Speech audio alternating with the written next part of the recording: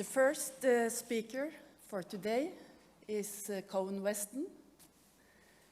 Koen, you are from Netherlands, and Koen is a vice president at the Certification Center for ACT and FACT teams in the Netherlands.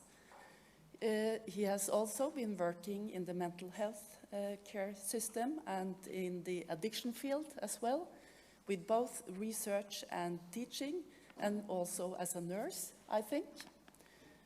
And you have been one of those developing the new or the revised FACT model from 2017. So today you will talk about FACT as an important component in the mental health ecosystem in Netherlands. So welcome to you, Koen Westen. Thank you. I grew up listening to Norwegian black metal, and I've never have known that Norwegian could sound lovely as well in beautiful music like this. I was really amazed. So thank you very much. I was even thinking of buying tickets for Alice Cooper tonight in Oslo, but I think I'm gonna ask them where they are playing tonight, because that was lovely. So thank you very much. Well, Anna just told me 5 minutes before I grew up. She said a good PowerPoint presentation has to start with a smell. In Norwegian, a smell. Well, so luckily you guys are sitting there and I'm over here, so we'll be fine. We'll be fine. I've been working as a nurse, and I'm been an IDDT expert as well, and now I'm into FACT mostly. But let's take you guys on a short trip, because my history is not that important, but the history of FACT might be important or might be interesting for you guys as well, especially implementing ACT and FACT in Norway, and also adding IDDT into the mix as well, and which I think is really interesting and really important too. So if we take a look at this take-home message, which might be helpful, we got ACT, Assertive Community Treatment, we got it in 2000. We brought it from the United States, of course, and it changed a lot in our ways of thinking. In the 90s, we worked with clinical case management. I was a clinical case manager as well. I worked full-time. I had 120 clients on my caseload. Look at the words I'm using. My caseload, my clients, terrible words, aren't they? But we had those in the 90s. So I had 120 clients. Sometimes a client committed suicide and I only got to know it after 4 weeks, for example. It was terrible. I felt really responsible. I think we were kind of responsible for everything that was going on with those clients. And luckily we had some sort of case management model already, although it was clinical, although it was individual. We could coordinate care a little bit, but just a little bit. But it was quite frightening, actually. I was a young professional. Having 120 clients on my caseload, I didn't feel comfortable at all, actually. And having ACT from 2000 and starting in the first ACT teams in the Netherlands for a little later on, we felt this was something really important. We could share a total caseload. We could share responsibilities. We could work together with other agencies. We could go outside. We could do outreach services. We could deliver all kinds of other services as well. We could put all kinds of other evidence-based practices into the mix as well. And at that time, around 2000 in Holland, the recovery-oriented practices came to the Netherlands as well. The recovery movement came to the Netherlands as well. Of course, in the beginning, it was a bit anti-psychiatry. But over time, the recovery model became common practice for the large mental health organizations in the Netherlands as well. And we kept on looking, how could we combine those recovery-oriented practices and improve quality of life for all people with severe mental illness? How can we combine that with the best things of ACT? And how can we deliver ACT to all people with a severe mental illness, even in rural areas? Because like Norway, not exactly like Norway, but in Holland as well, we're a small country and we definitely don't look like New York, Boston, Philadelphia, all those bigger cities where ACT was quite great. So around 2003, 2004, we came up with the idea of making ACT more flexible and deliver it to all people with severe mental illnesses, even in rural areas. And it became the flexible, assertive community treatment model, in which we are able to upscale and downscale the intensity of care within the same team, which is very helpful. So we can deliver ACT 5 times a week. We can visit clients 5 times a week, twice a day, 3 times a day, whatever is necessary. And on the same time, we are able to deliver team case management. So I'm not talking about clinical case management again. I'm talking about team case management, because we never say my client again, in fact. That's impossible. It's always our clients. Even if there are 250 clients in the caseload, it's always our clients. And mostly 3, 4, or 5 professionals from different disciplines are involved in, treatment. So we were quite happy when that happened, and the FACT model, from an early stage on, I think in 2004 we started with a couple of FACT teams, but it got on as a bottom-up movement in the Netherlands, and in short time, especially after an implementation process, after 2008, it just got on, and I think we have somewhere around 500 FACT teams right now in the Netherlands. If we should have covered the Netherlands in total, we should have had 800 FACT teams, because in an ideal situation we want 50,000 inhabitants to have one FACT team. But we have 500 right now, and we have FACT teams for different target groups as well. For instance, for the elderly, for youth, for people with personality disorders, and even for addiction a couple. But if we look at the idea, it would have been great if we had one FACT team for every 30,000 inhabitants, because then we can target all clients with a severe mental illness in one catchment area, and that will be brilliant. But of course, different ideas and different situations lead to different outcome. But what I think is quite helpful as well is that in the beginning, around 2000, we have had IDDT teams as well, like the Americas. We had separate IDDT teams, and we had separate teams for all kinds of different target groups, and we even had polyclinics for trauma and polyclinics for people with mild intellectual disorders. We had professionals doing individual placement and support. We had all that kind of evidence-based practices going on somewhere within our organizations, and we integrated them into FACT as well as we implemented peer support, of course. So when we transferred FACT all over the Netherlands, all those different evidence-based practices became common practice for professionals as well, for nurses, social workers, psychologists, psychiatrists. And I think that is a very important thing that happened in the Netherlands as well. Using all those guidelines for all those evidence-based practices in an integrated manner from one team over different disciplines was really helpful. And of course, peer support became common practice.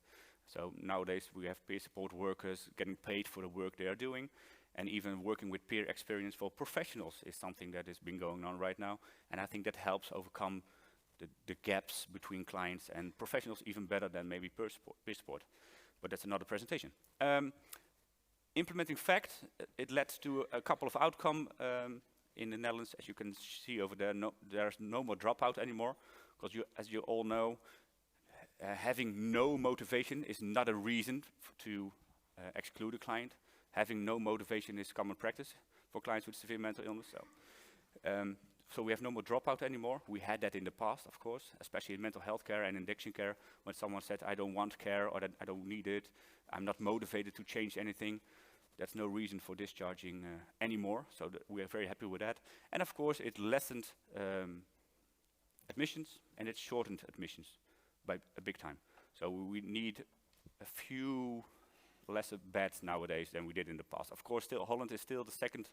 We still have the second highest number of beds per 1,000 inhabitants in the world, and we didn't change much about it. But we changed closed units quite a lot, but we upgraded the number of long-term beds, unfortunately. So in Holland, we are still very overwhelming to our clients, but we changed the beds. But okay, that happened. And unfortunately, introducing those FACT teams and having that kind of outcome led to a better understanding of what's going wrong in the system, what's going wrong in those teams maybe, or what's not being helped for the clients in the end. So we noticed that FACT teams, especially the ones that have been working for a couple of years, like a FACT team, had difficulties adapting to the local situation, had difficulties implementing new things, new ideas, new evidence-based practices, and they thought they had to be like a FACT team in 2004. That was the difficulty. And we noticed that our fact teams are a big fan of the original ACT model. So having those fact board meetings every day of the week, and talking about crisis situations, talking about ACT, it's like being a cowboy, all the cowboy behavior in the morning. But talking about cowboy behavior in the morning 5 times a week, it made those fact teams like being a cowboy as well. So we noticed that recovery-oriented practices weren't done very well in ACT teams, especially not very intensive. And we noticed that if you didn't have any well-trained nurses, social workers or psychiatrists or psychologists, you were lacking treatment as well. And we are a big fan of good trauma treatment and having the right kind of treatment at the right kind of time for the right kind of clients. And we couldn't deliver that, not all the time. And we had some troubles, many troubles. No flexibility, no quality improvement. Yeah, quality improvement was quite all right. With the first FACT scale, of course, from 2008, we were able to implement FACT quite rigorously and quite fast for a large group of professionals. But we noticed that teams started to call themselves a 4.2 or a 3.9. And of course, luckily in the Scandinavian countries, working with the FACT scale is more about quality improvement than about numbers. You're lucky. But in Holland, it's about numbers as well. And teams were calling themselves a 4.2 or 3.9. And that's just very silly, as you all know. And for some teams, they said, yeah, we are scoring a 5 for the 4th year in a row. And we've changed. We are doing different things. And I think we are doing better things that you guys are writing down in your model fidelity scale. So people were striving towards a 5 in a world where maybe the number 5, which is the highest in the FACT scale, maybe the number 5 isn't the highest thing to achieve anymore. You could do different things and you could achieve your outcome in a different way if you have a different local context. So scoring a 5 is quite weird, and calling yourself a 4.1 is really strange. So that led to a situation where we were thinking, okay, I think we have to do something different and look at the scale again, look at model fidelity again, look at quality improvement again, and be more like you guys in Scandinavia, and look at quality improvement as a continuous cycle of appreciative inquiry, being positive, being creative, being positive to your colleagues as well, and making sure all kinds of new evidence-based practices, new ideas, new concepts are brought to the table, brought to the FACT team, and implemented as well. So we needed a new, in the end, we didn't need a new model, because we were okay with the model, but we needed a new model fidelity scale to be able to improve quality of care in those teams, and to make sure that teams were not calling themselves a 4.1, but they were proud of the interventions and the actions they were doing. So we created a new scale, the FACT model fidelity scale from 2017, and we recently adapted that one as well. And it only has 16 items on a 5-point Likert scale, and then you have 8 topics, which is measured on a qualitative manner. So it's really difficult to do. But we thought, yeah, well, we like it better being done difficultly than being done not very well. So that's where we are right now, and what we changed. And the American situation chose for the Team Act. Some of you might know the DACTs from the original ACT teams, and they've changed their model fidelity scale as well, and they changed it into the Team Act, which is very rigorously, and it's very extensive.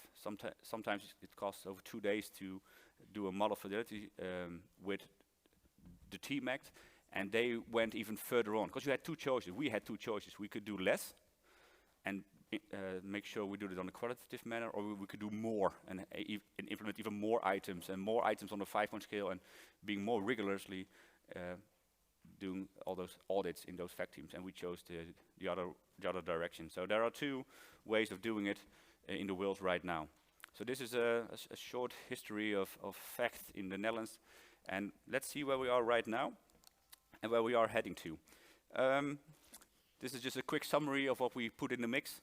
So we created FACT, so we put in ACT, we put in all kinds of evidence-based practices, we put in the recovery movement, and we made sure we were able to do it in a rural manner.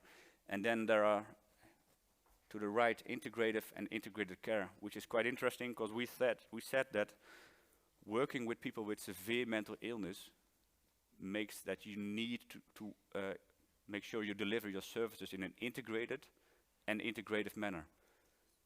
And up to now, it wasn't really important what it really meant. because we were like, yeah, fine, you know, people with severe mental illness, they need that. We have our fact teams, and we're done. But just having fact teams isn't quite enough, because we had some implementation issues going on. I just showed you some outcome problems. We had some implementation issues too. We saw, of course, there was no recovery at some points. We saw some teams do no ACT anymore, because we noticed that there are professionals, I can see there are some young people here as well, there are some professionals who've never heard of ACT. So they started out working in a fact team, never hearing about outreach or working together with the community very closely. They've never done that. So they were like, yeah, fine, whatever, outreach, who cares? We've been doing that for years. No, we haven't. It's new. We are happy to do so. So there's a new, of course, there's a new generation going on, and we noticed that the ACT idea, the ACT part of fact is slowly deteriorating. But the most interesting thing was that in 2015, a lot changed in our Dutch mental health system. And we, of course, you have the commune as well, and you have your mental health organizations as well. And in Holland, before 2015, our fact teams did everything on their own. We had ACT teams and afterwards fact teams, and they could deliver all kinds of services on their own. They could do IPS, they could do IDDT, they could do whatever they want, and they could do it very isolated. And after 2015, the commune became responsible for finances, for social context, for housing and for work, for participating in the community. And we were quite shocked with that, because it meant that we were losing our isolated position, which was quite easy. Being isolated and doing everything yourself was quite easy. But of course, we already noticed that we were not able to reach recovery fully. And we think that is partly due to the fact that we are still a mental health organization. And reaching recovery in a mental health organization, I think, is quite hard. I think you need other people than the mental health organization to fully recover in the end. So that was an issue. And we noticed that we didn't have any backdoor. We had long waiting lists, and we were keeping our clients in our own team. So we didn't have a backdoor. We kept on delivering our services and keeping them close, and waiting for full recovery, whatever that means, nobody knows. But we were waiting for full recovery. It was quite weird, waiting for full recovery in a fact team. So our mindset, our way of thinking about recovery as something to reach for instead of a process, it was all very weird. And I think in the end, we didn't feel lucky when in 2015 everything changed, but I think we were quite lucky, because I think we learned a lot from the commune, working with those, with a different view on recovery, with a different view on inclusion and participation. Because this is what happened after 2015. This is the way it looked, our mental health organization looked after 2015. On the top you see the way we are dividing the money for people with mental health issues, and on the bottom it's the way we are delivering the money from the commune. So we have those community teams now that are working in the commune, and they are supporting people with living, housing, working, doing all kinds of IPS kind of work, financing, helping them in the social life. And on the top we are delivering more kind of services directly with the general practitioner, some support from a nurse or a social worker. We're helping people out with common mental health disorders, with systematic protocolized treatment. And then we have our specialized mental health care. It's over there, and the orange boundaries are specially created to keep people out. Because nowadays we think that you don't recover in mental health, so it's better to stay out. So our crisis resolution teams, our intensive home treatment teams, they are trying to keep people out of the mental health organizations, and the same is for the community outreach teams that are helping people that are not doing very well in the commune, and making sure they are out and staying out of the mental health system as well. But if you're in, of course we hope we can deliver recovery-oriented practices, and those fact teams are the most common way of doing so. But of course you can see that there are new silos going on. We've had a lot of silos within the mental health organizations, and after 2015 we changed a lot, and we created new silos. But I think there are some opportunities, and we're making use of them. But we have to think about a couple of things. We have to think about how are we going to work together with other partners, because we have new partners now. We are not isolated anymore.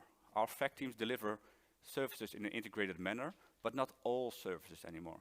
So how are we going to work together with all those different agencies? Because of course, you know, you have forensic clients, you have clients with a mild intellectual disorder, you have the elderly, you have clients with a personality disorder, you have clients with problems with finances. There are so many issues, and of course, people with severe mental illness, they have a lot of psychosocial issues. So you have to work together with so many different partners. How are you going to do that? It's sometimes feels almost like impossible. And on the other hand, we want to achieve recovery, and we have defined recovery way better now. We said, okay, if you want to improve recovery, you have to improve recovery on all domains of life. And we've chosen these 5 to focus on.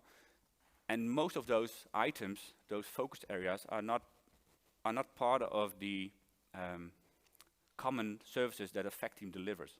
So we have to work together with other people to deliver all these kinds of services on all domains of life to enhance recovery. So on some way, we have to find out how can we work and manage to deliver integrated services within our FACT team and have an integrative way of working together with other partners, and on the same hand, make sure that we do that on different levels of care. So for the individual client, for the client and the relatives, from the model perspective, and maybe for the region perspective. And sometimes we just don't know. Let's see. You get a slide like this. Over there to the left, there's the community health, where the community health teams are working, and as you can see, there are many different services underneath there. Many. And I think you can even find some we are missing there. Misschien something about school, maybe. I don't think school's in there. So we're still missing out on many different services that are out there in the community, and we have to work together with those services somehow. And then we have our basic mental health care system, and then we have our coordinated care in a network, our integrated system where a FACT team is working mostly. Sometimes we have ACT, mostly we have FACT, and sometimes we have an early intervention team for youngsters with early psychosis. And we are integrating all those different services in that area. But we're missing out on something. We have created our integrated care. Okay, fine. We've done that. Secondly, we are looking at integrative care. How are we going to work together with all those other partners? And how are we going to integrate that people that are in basic mental health care and that are not doing very well? So we looked at this model early on, actually. We started looking at that in the 90s, in the early zeros. And we looked at this, okay, we said, if you're working with people with a severe mental illness, they need integrated care. So we implemented FACT. But there are also clients that are in need of some sort of integrative care and are in need of some sort of coordination. And they are in the middle. They need care coordination. And what they need is a platform where different organizations are talking with each other and coordinating the right kind of care for these kind of clients. Not for people with severe mental illness, because they get care from a FACT team, but for people like you and me, who are not doing very well at some point in time and are being discussed in a care coordinative platform or whatever. And nowadays we have many of those coordination platforms. In every region in Holland we have a couple of FACT teams, we have an early intervention team, we have a FACT team for children, we have lots of services somewhere on the left, we have many of those and they are all different every time in every region, and we have a lot of coordination platforms for all kind of target groups. It was not getting any easier, actually. We were trying to prevent severe mental illness, so we are talking and talking and talking and talking, and still lots of Dutch professionals working in the FACT team are talking and talking and talking in all that kind of different coordination platforms. So what do we want? We want something different.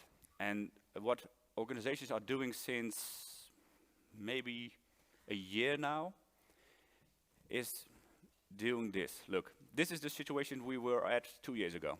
A FACT team is working within a mental health organization, and their internal network is somewhere in the organization, like it is in Norway probably. We have our polyclinics for specialized treatment for trauma, eating disorders, whatever. They are somewhere over there, and we have our external network in the community. It's somewhere way up there. And what all organizations in the Netherlands, we have 30 large mental health organizations, what they are all doing right now is trying to push the FACT team into the community, so for real, just with a building, a community center in the community. So place a fact team over there, and then bring all those polyclinics, all those specialized psychotherapists, psychiatrists, psychologists, and bring them closer as well. So sometimes they're bringing them into the community centers, sometimes they're bringing them to the team, or just making them closer. On the same hand, they've been asking services from the community, especially community teams, to come closer as well. So sometimes they are in the community center, sometimes they are sitting down with the fact team more intensively or regularly, and being placed at the fact board meetings as well.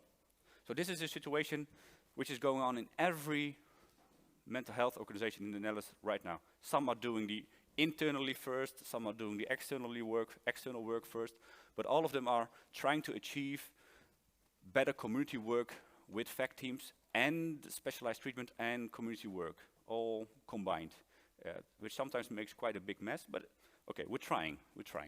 And the third step will be working with a multi-agency approach. So the ones that are the most close in your region, because of course the case mix can differ for every region, but this could be a team working in a region with 50,000 inhabitants, and where a lot of people with personality disorders are living for some reason, and they've decided to implement, to integrate some professionals with a specialization on personality disorders in the team. And they've also added an IPS consultant, and they've also added someone from the community mental health team, and they've also integrated someone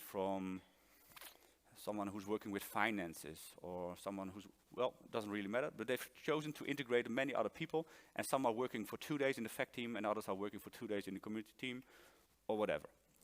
And this is a multi-agency approach, which means that in this team, they are working under one roof with one leader and different disciplines, but from different organizations. And that's okay. That's a multi-agency approach.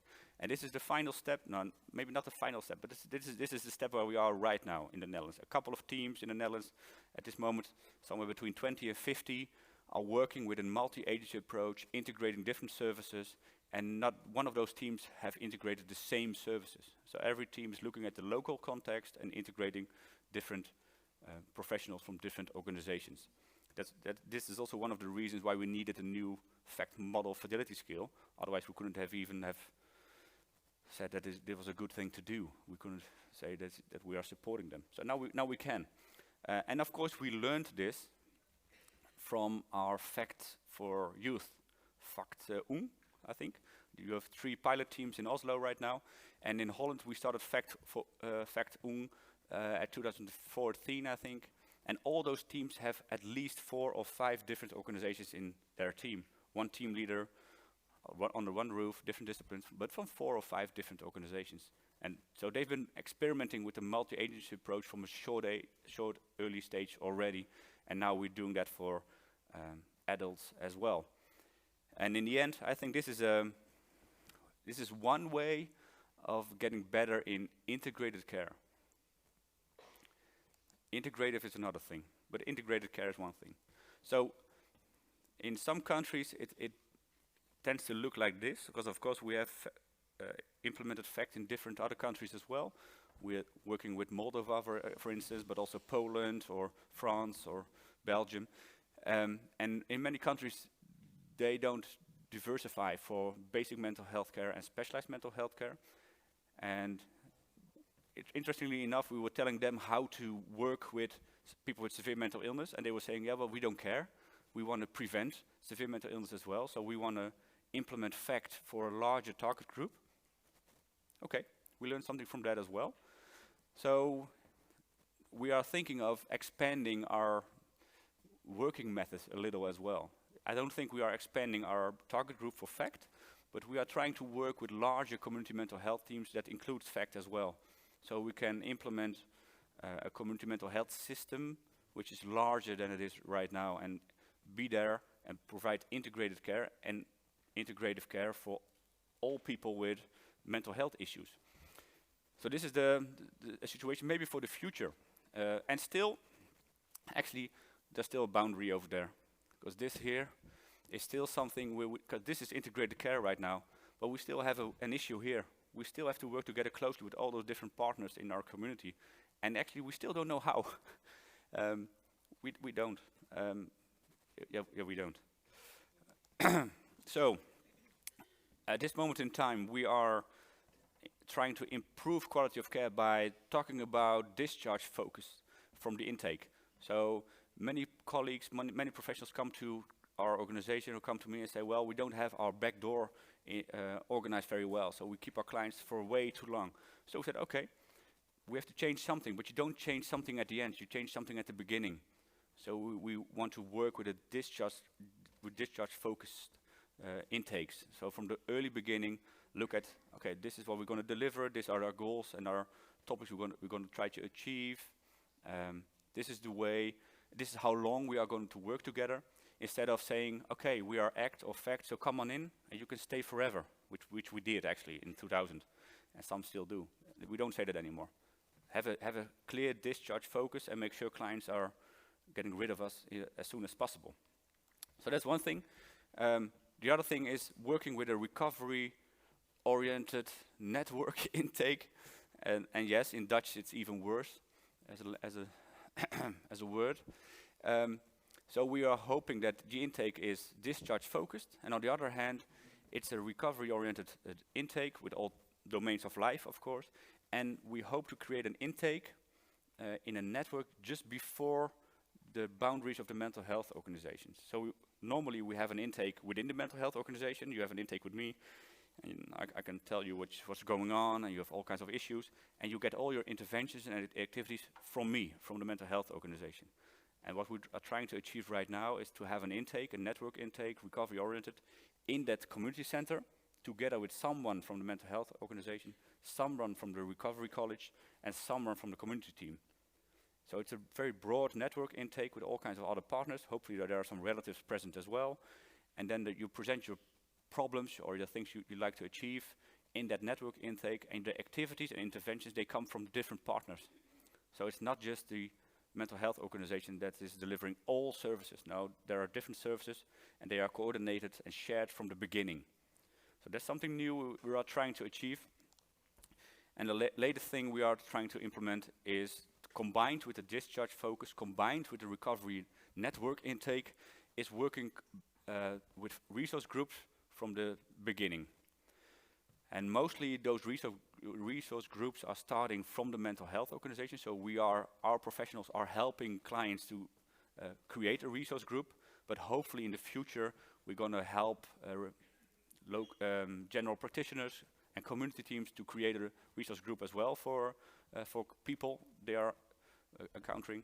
So that many clients with mental health organizations have a resource group. And we as a FACT team or community mental health team, when clients have a resource group, we step in the resource group for whatever it takes, for how long it takes, maybe 3, 4, 5 years, and we can step out as well.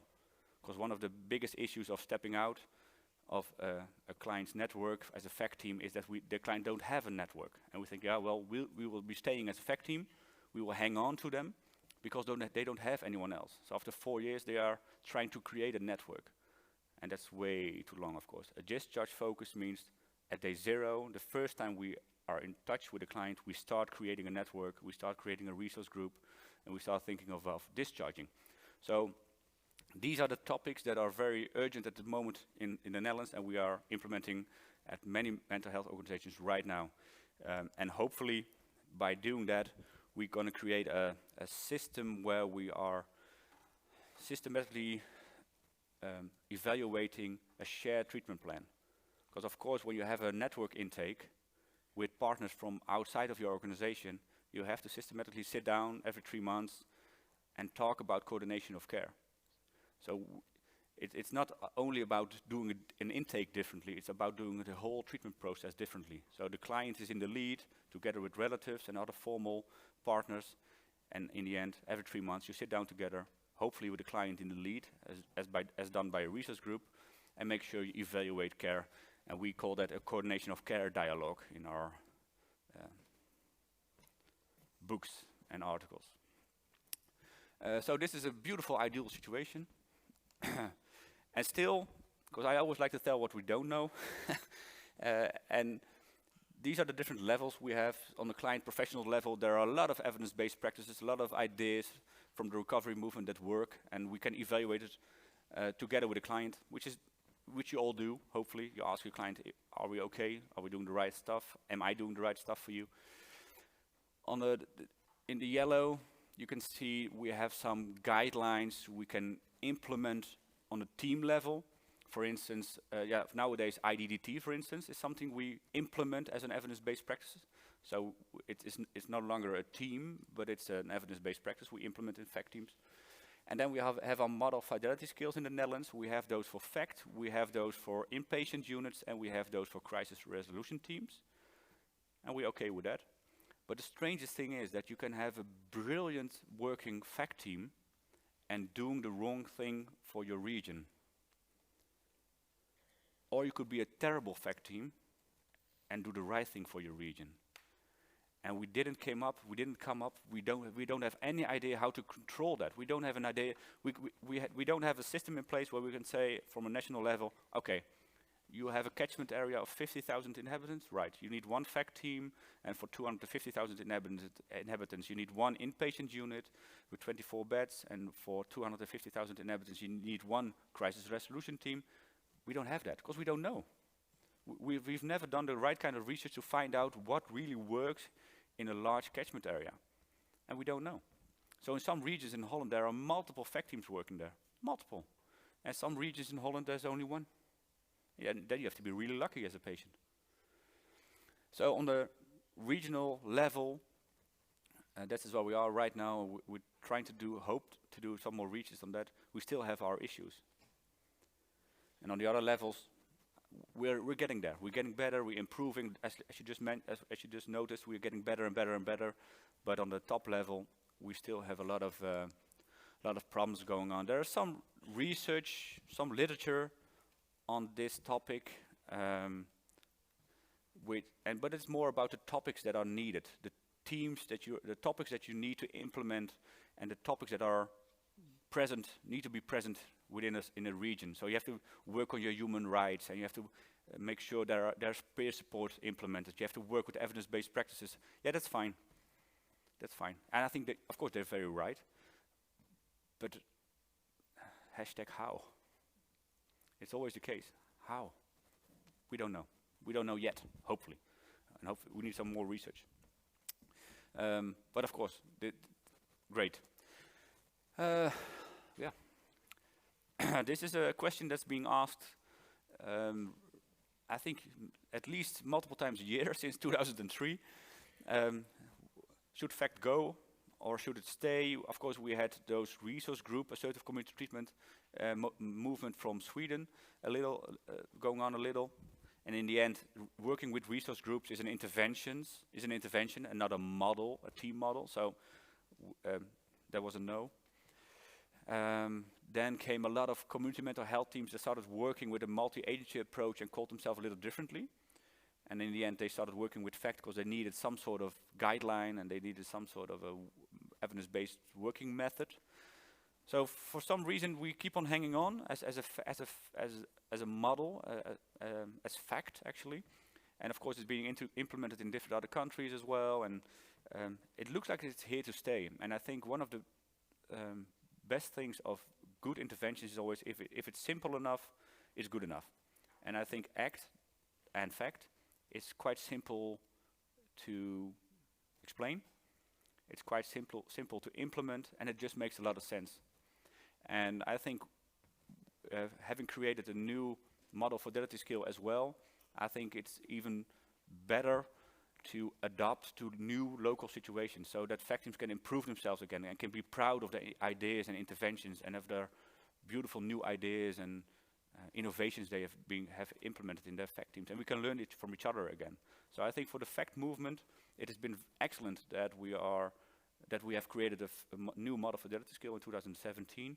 And I think the whole idea of working together in an ecosystem of care for people with severe mental illnesses brings a lot of energy and new innovation. And I think FACT teams are on the forefront of that movement and are the ones that are responsible as well. Because in the end, I think, and we think that fact teams are the ones that are primarily responsible for people with severe mental illness. And we keep on hanging on to that concept, because we are there, we are present, we are in the community, and we can make sure they have integrated and integrative care. And in order to do so, we have to think about working with a multi-agency approach together with the commune and together with other partners to integrate them in integrated treatment. And of course, still make sure you have integrative treatment as well. So we have to stay flexible. We have to adapt to new movements, to work together closely with other partners and make sure that we are able to do whatever is needed in your local context and in your region as well. And on the other hand, I think on the bottom over there, that makes a lot of sense too. We've noticed that in Lille, when we were in Lille, where people were working together closely. They had an ACT team, a FACT team, they had basic mental health care, they had crisis resolution teams, they had an inpatient unit.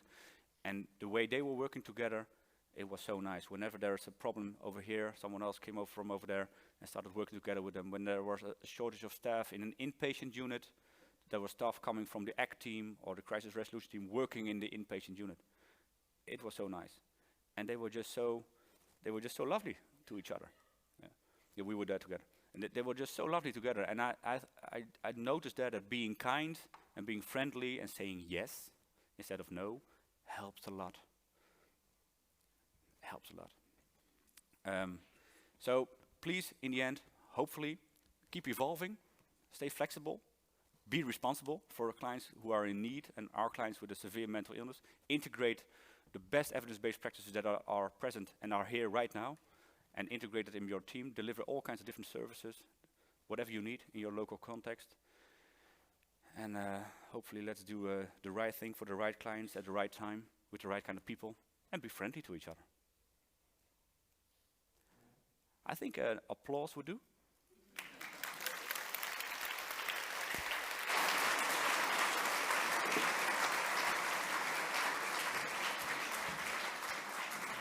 I'm not quite sure if there are questions or is it time? No, it's also an answer. No. So, I just stay here. Thank you very much, Koen. I think it's very interesting listening to you because we have most of the same experiences with challenges and the implementation of FACT in Norway as well.